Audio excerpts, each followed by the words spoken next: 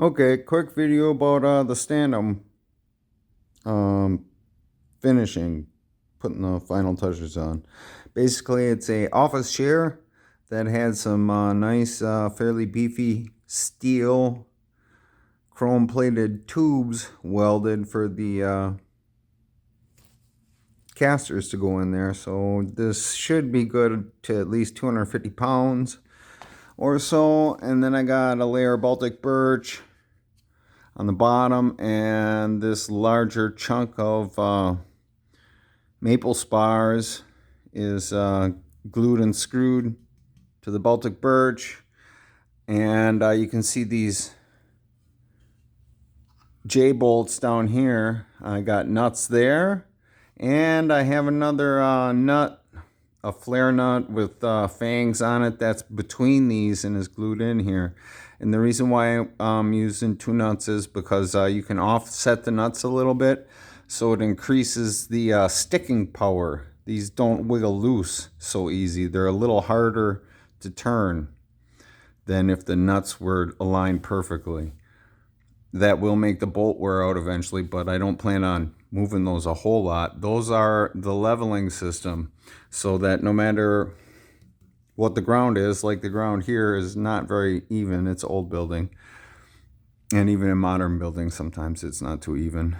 So but no matter what surface I'm working on, even if it's outside, say under a tree, if it's really unlevel, I got a lot of adjustment here, so I can adjust to pretty much everything. I don't know what this wood is, but this is just a really dense wood. It's some exotic wood, I forget, I had laying around for years.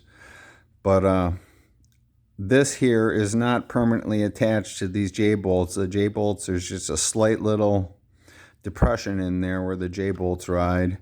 And then I got some Spectra fiber that I'm using to tension this bit down on top of the bolts, so that, you know, it's temporarily but firmly attached. And I'll go into that later. I'm working on this system, so it's not done yet. And then there's just my radius plywood triple stand thing I've been doing forever. There's videos way back. If you scroll way down, you'll be able to get more information on that. And that's held on right now like this. There is a string that goes from here down around and then up through there, and then attaches to the anchor point that I've been pointing out, that Spectra fiber that comes out of the bottom of the tree. And right now I'm using a really rough method to tension it. Well, that should actually be playing a higher note. So it's experimental at this point. But I mean, it seems to be holding up. Things haven't fallen apart, but I need to do better. But I'm kind of hot working on the roots on this tree right now, and I haven't decided what I want to do. So there's that stand. It's working pretty good so far. And the neat thing about this is